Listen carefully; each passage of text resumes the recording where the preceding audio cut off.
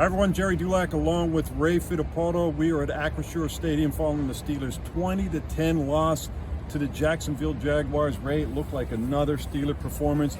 No offense, so bad starts, 4-3 and outs to start the game. They score only one touchdown, but there they are hanging around again in the fourth quarter. And then two big plays changed the game. The 56-yard touchdown to Travis Etienne, where the Steelers got out leveraged on the outside. And then a pick by Mitch Trubisky in the deep middle of the field when they were trying to come back when it was 17-10. Mike Tomlin said those two games pretty much cost them the game in the fourth quarter. But a tough loss for the Steelers, and it looked like they were going to hang around to get them maybe pulled out. Listen, Gerry, you can go back to the beginning of this game. The very first play of the game, Kenny Pickett had Diontae Johnson down the seam for about 30 yards. Could have even been a big play if he caught it. Kenny missed it.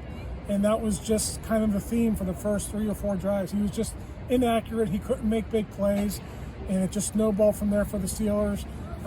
Eventually they did get one touchdown drive from Mitch Trubisky in the second half, but obviously too little, too late. Yeah, actually, Ray, his first 3 passes, Diontae Johnson dropped 2 of them, and then probably what would have been a pick 6 going the other way. Yeah. I can't remember who it was, but the cornerback dropped the ball. Diontae Johnson, very critical after the game with the officials. We saw the officials call a penalty. Mike Tomlin said in 17 years on the sideline, he's never seen it called. Isaac Seumalo called for a neutral zone infraction on Chris Boswell's 55-yard field goal. Would have cut it to 9-6, but the penalty pushed it back to 61 yards. First kick Chris Boswell's missed all year, but Mike Tomlin said he's never seen that called. Diontae Johnson took it a step farther, really laid into the officials. It's going to cost him, too. It's going to cost him. He got fined last week for taunting. I think the one in the envelope this week's going to be a little bit bigger.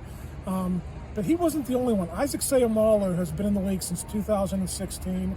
Gerry, he said he's never seen that call either. I never have either. It's a judgment call. We had the pull report after the game. I guess it is in the rule book, but it's something that's just never called. You know, Ray, we saw this same penalty, not as costly, but to a degree, called against T.J. Watt last week when now it's a defensive. We see that from time to time, but he was barely in the neutral zone, and usually we've heard him say, I think Mike Tomlin was saying during the week, that usually the officials come up and warn you, hey, be careful of that. And now we've seen it called twice, and this time it cost them as well. And one more thing, the Steelers video board operator showed that play of the neutral zone infraction, if we want to call it that. He did not appear to be offside. So, hey, maybe the Steelers will get fined, too, for showing that replay after the fact. Yeah, I was kind of surprised that they did. The loss ended the Steelers' modest 2-game winning streak. They're back on the field Thursday night. It's a short week.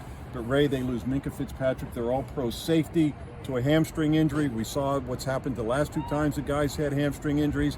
They were out for 4 games. I don't know that it's that serious. He's having an MRI tomorrow. Kenny Pickett goes out of the game with a rib injury. Mitch Trubisky comes in. We don't know how long he'll be out either. Yeah, Gerry, 4 days in between games. That doesn't paint a pretty picture for either of those guys. But it was interesting. We did get a report right after halftime that Kenny was going to come back in the game, so I'm assuming he took a shot but just didn't feel well enough to come back. Maybe he has better luck dealing with that pain on Thursday night against the Titans. Steelers 20-10 losers to the Jacksonville Jaguars here at Acrisure Stadium. For Ray Fittipaldo, I'm Gerry Dulac. You're watching Post-Gazette.com. Thank you for checking out this content from Post-Gazette Sports. If you enjoyed the video, please like it and subscribe to our YouTube channel. Check out our Apple Podcast channel for more podcast content. Click below for a special deal of 99 cents for a 3-month subscription to the Pittsburgh Post-Gazette.